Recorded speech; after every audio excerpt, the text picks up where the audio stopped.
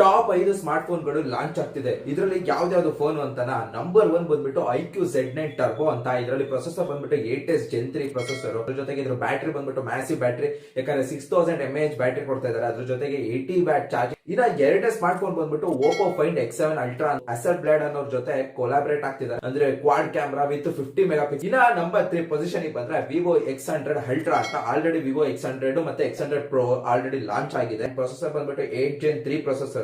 ಸ್ವಲ್ಪ minor improvements ಮಾಡ್ಬಿಟ್ಟು ಅದನ್ನೇ ಮಾರಕ್ಕೆ ಸ್ಕೆಚ್ ಆಗ್ತಿದ್ದಾರೆ ಅಂತಾನೆ ಹೇಳ್ಬೋದು.